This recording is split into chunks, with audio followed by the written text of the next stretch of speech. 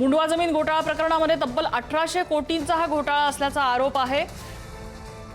सरकारची जमीन पुण्यातल्या कोरेगाव पार्क प्राइम एरियामध्ये असलेली सरकारची जमीन लाटल्याचा आरोप आहे पार्थ पवार यांच्या अमिडिया कंपनीचा। मात्र प्रत्यक्षात जो व्यवहार झालेला होता त्या कागदावरती त्या पेपर्सवरती शीतल तेजवानी आणि दिग्विजय पाटील यांची सही होती।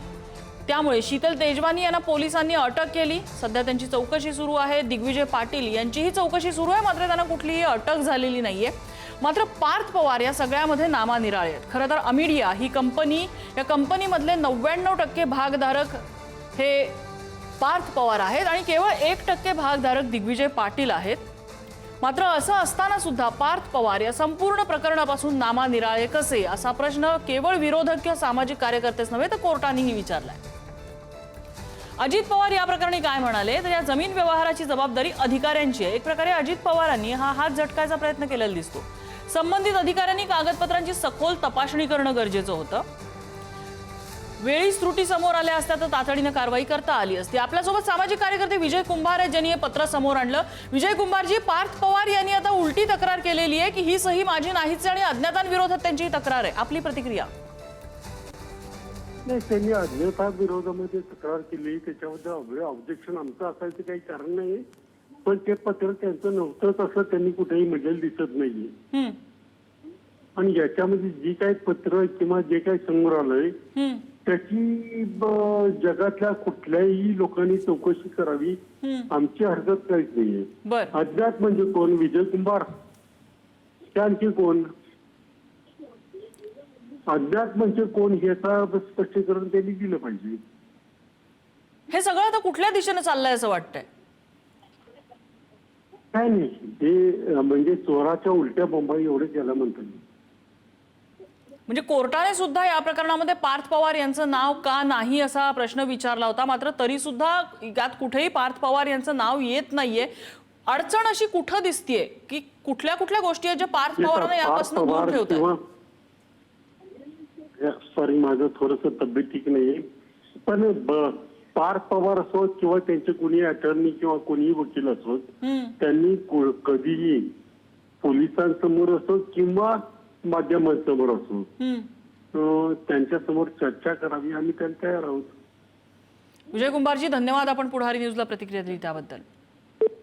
तर आता या प्रकरणात पार्थ पवार यांनी अज्ञातांविरोधात तक्रार दाखल केलेली आहे। अज्ञातांनी माझी खोटी सही केली आणि हे पत्र पाठवलं, जे पत्र माध्यमांसमोर आलेलं आहे, ज्यामुळे मुंडवा जमीन घोटाळ्याशी पार्थ पवार यांचा थेट संबंध जोडला जाऊ शकत होता। मात्र हे पत्रच माझी यावर पत्रावरची सही खोटी असल्याचा दावा पार्थ पवार यांनी केलाय। आपण पुढारी न्यूजवरती हे जे पत्र दाखवतोय हे तेच पत्र आहे जे काही दिवसांपूर्वी समोर आलेलं होतं। मुंडव्यामधल्या जमीन घोटाळा प्रकरणी जी संबंधित जमीन आहे त्या जमिनी प्रकरणातलं हे पत्र होतं, ज्यांनी अपर जिल्हाधिकाऱ्यांना हे पत्र लिहिलेलं होतं। पार्थ पवार यांच्या सहीनं हे पत्र होतं। अर्थात अमिडिया कंपनीचे सर्वात मोठे ते भागधारक आहेत, 99% भागधारक आहेत, त्यामुळे त्यांच्या सहीनं हे पत्र आलेलं होतं। पुण्यातले आमचे प्रतिनिधी ज्ञानेश्वर चौतमल आपल्याला अपडेट देत आहेत। ज्ञानेश्वर, पार्थ पवार यांना हे पत्र गोत्यात आणू शकलं असतं, मात्र आता त्यांनी उलटा दावा केलाय, या पत्रावरची सही माझी नाहीये, ती अज्ञातांनी खोटी सही केली असा त्यांचा दावा आहे। सगळं प्रकरण कुठे जाईल असं वाटतंय?